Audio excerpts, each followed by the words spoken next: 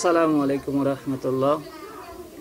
আলহামদুলিল্লাহ আলহামদুলিল্লাহি ওয়া কাফা ওয়া সালামুন আলা ইবাদিহিল্লাযিনা ইসতাফা, আম্মা বাদ। ফাউযু বিল্লাহি মিনাশ শাইতানির রাজিম। বিসমিল্লাহির রহমানির রহিম। আলহামদুলিল্লাহ, আল্লাহ পাকের আলিশান দরবারে শুকরিয়া। সম্মানিত তাওহীদি মুসলমান ইকরাম, আমি দক্ষিণ মূলগ্রাম হযরত আয়েশা সিদ্দিকা রাদিয়াল্লাহু তাআলা আনহা কওমি মহিলা মাদ্রাসার ছোট্ট একটু দায়িত্বে আছি, প্রতিষ্ঠানের পরিচালক।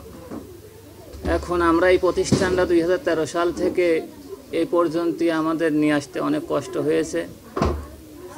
আসলে মাদ্রাসা যেই রকম, গ্রাম্য মাদ্রাসা যেই রকম মানুষ আগ্রহ হয়, মসজিদে যতটা আগ্রহ হয় গ্রাম্য মাদ্রাসা ততটা আগ্রহ হয় না। তো আমাদের এই মাদ্রাসার জন্য অক্লান্ত পরিশ্রম করা লাগে, মানুষের কাছে দাঁড়ে দাঁড়ে যাওয়া লাগে, চিন্তা আনা লাগে। তো মাদ্রাসায় ছাত্রীদের ভর্তির অনেক চাপ, কিন্তু আমরা আসলে এইভাবে ভর্তি করতে পারি না, আমরা সমস্ত খরচ বহন করতে পারি না। আমাদের মাদ্রাসার খরচ মাসিক প্রায় 50,000 টাকা খরচ হয়, আর আমাদের মাদ্রাসার থেকে আসে 20-25,000 টাকা আয় আসে। আর এই বাদ বাকি যে ভর্তুকি, এই খরচটা আমাদের নিজের থেকেই অনেক কালেকশন করে পরিশ্রম করে মাদ্রাসার জন্য করা লাগে।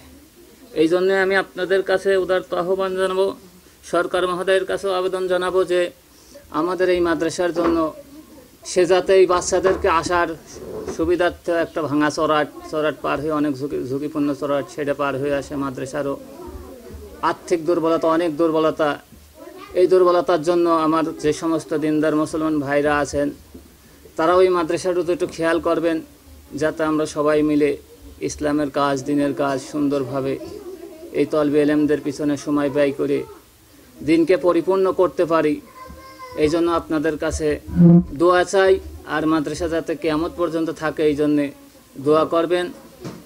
আর মাদ্রাসার আমাদের অনেক সমস্যা। মাদ্রাসার আমাদের এখানে শিক্ষা দেওয়া হয়, কোরআন শিক্ষা দেওয়া হয়, তারপরে আপনার বাংলা, অঙ্ক, ইংরেজি শিক্ষা দেওয়া হয়, সাধারণ জ্ঞান শিক্ষা দেওয়া হয়, কওমি শরীহ বেকা পর্যন্ত এখানে শিক্ষা দেওয়া হয়।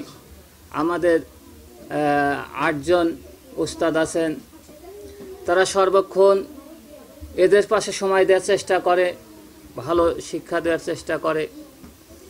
এটা আসলে যতটুকু করার দরকার আমরা ছোট প্রতিষ্ঠান হিসাবে ততটুকু করার চেষ্টা করি, বাদ বাকি আল্লাহ পাকের ইচ্ছা। তো এখন আমার মাদ্রাসায় আসলে বিশেষ করে একটা ভবনের খুব প্রয়োজন। এরকম যদি কোনো দিন দরদি মুসলমান ভাইরা থাকেন, তাহলে আমি আপনাদেরকে উদারত আহ্বান জানাচ্ছি, এই কুষ্টিয়া জেলায় কুমারখালী থানার পান্টি ইউনিয়নে আপনারা আসেন, আমার মাদ্রাসায় মেহমান হিসাবে আসেন, বেড়াইয়া যান, দেখে যান যে আসলে এখানে কি হয়। অনেকের তো অনেক ধারণা হয়, এই জন্য আপনাদের দাওয়াত দিই, আসেন, মাদ্রাসার পর আসেন, এসে দেখে শুনে যান, যাওয়ার পরে বিবেচনা করেন। আল্লাহ তাআলা আসলে এই বলেই আমার বক্তৃতা শেষ করছি। ওয়া আখিরু দাওয়ানা আনিল হামদুলিল্লাহি রাব্বিল আলামিন। আসসালামু আলাইকুম ওয়া রাহমাতুল্লাহ।